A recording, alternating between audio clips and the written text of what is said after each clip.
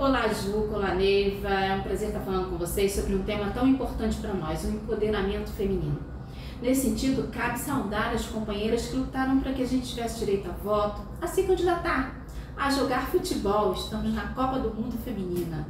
Isso é tão recente, ou seja, as mulheres avançaram e conquistaram, mas ainda precisamos conquistar muito mais. Basta a gente dar uma olhadinha nos números. No Parlamento Brasileiro, por exemplo, na Câmara Federal, somos apenas 18% de representação. No Senado, 4%. Precisamos avançar muito, afinal, mulheres são mais de 50% da sociedade brasileira. Nos sindicatos também não é diferente. Aliás, eu quero parabenizar a companheira Neiva, terceira mulher a presidir o maior sindicato de bancários do país. Parabéns, Neiva, e toda a diretoria. Isso é um exemplo para nós que a gente precisa seguir. E nesse sentido, quando a gente olha para o movimento sindical, precisamos avançar ainda muito mais. A maioria dos sindicatos não tem sequer 30% de representação de mulheres. Mas isso é um debate constante, permanente, e um diálogo que envolva os homens para que eles compreendam que o direito à igualdade ajuda a gente a ter uma sociedade mais justa e solidária. Quero finalizar falando que a Federa está fazendo a sua parte. Nós fizemos um curso de formação de lideranças femininas e estamos indo aos sindicatos para debater o empoderamento feminino e também o combate a toda e qualquer forma de violência. Estamos seguindo no caminho certo. Vamos juntos. Ai, querida, uma querida Adriana, companheira de luta. Muito obrigada, Adriana, pelas palavras. Senti sua falta na nossa posse, mas estou torcendo para você ficar bem logo. Então, essa constatação que ela faz. Neiva, eu sei que no discurso de transmissão da Ivone Silva para você, a Ivone, não sei se você sabe, a Ivone é uma presença tão constante aqui no Entrevistas que a gente andou pensando até em pagar um cachê para ela, porque era justo. Ela teria direito a entrar na Justiça do Trabalho, entendeu? E pedir registro aqui no Entrevistas. Mas a Ivone fez referência ao fato da sua participação neste programa Basta, do Sindicato dos Bancários. Eu queria que você explicasse para nós todos o que é exatamente o Basta. Eu vou explicar o Basta, depois eu quero fazer um comentário sobre o futebol e sobre a Rita que eu acabei não falando, Juca. Nós temos um programa de apoio a mulheres vítimas de violência. Nós começamos a atender bancárias, depois nós estendemos esse programa para qualquer mulher que venha ao sindicato. Então, nesse programa Basta, a gente primeiro tem um acolhimento, né, que a gente tem pessoas aqui que vão receber essa mulher para entender o problema dela, entender a questão dela, das orientações jurídicas, né, se ela precisa de entrar com uma medida protetiva, se ela precisa de fazer uma denúncia, se ela precisa de informações sobre a guarda dos filhos, sobre uma casa de abrigo, né, porque a gente dá essas informações e orienta essas mulheres. Por quê? A gente teve nós levamos para a FENABAN, dentro dessa mesa de igualdade de oportunidades, a necessidade de ter um programa de combate à violência contra as mulheres.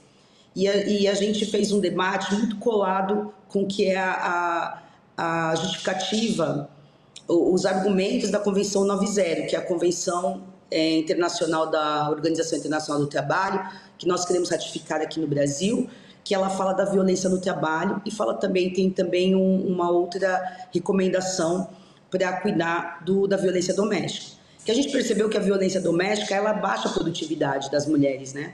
As mulheres, quando elas apanham, elas ficam machucadas, elas faltam ao trabalho porque elas têm vergonha de vir machucada, elas às vezes vão se afastar porque, dependendo caiu da escada, bateu o rosto não sei aonde.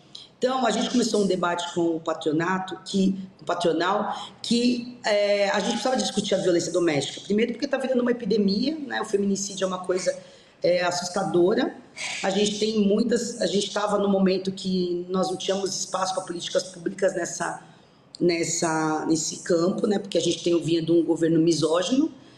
E aí a gente combinou de fazer uma campanha conjunta onde os bancos teriam que criar canais para receber, para acolher essas vítimas, porque, por exemplo, às vezes você está sofrendo uma violência, o teu ex-marido, o teu namorado, enfim, o agressor está te perseguindo e às vezes a empresa pode te ajudar, te transferindo para uma outra filial, para um outro estado, né? A gente combinou de fazer uma força-tarefa para ajudar aonde o Estado não ajudava, né?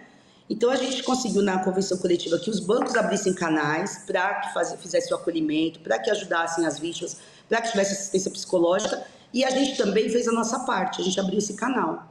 Então a gente começou a acolher as mulheres, a gente começou a entrar com as medidas protetivas, a gente percebeu que as bancárias, por elas serem de classe média, às vezes elas iam às delegacias ou iam nos serviços públicos e elas não eram atendidas. E também porque você vai no serviço público, às vezes você é desincentivado a fazer a denúncia, a seguir com a denúncia, tem lugares que o delegado fala, não, é melhor você ficar com ele mesmo. Então a gente começou com esse projeto aqui em São Paulo, a Confederação Nacional dos Trabalhadores do Ramo Financeiro abraçou esse projeto e já está hoje em 13 federações, está em vários municípios, a gente tem mais de quase 200 medidas protetivas expedidas nesse programa, e a gente já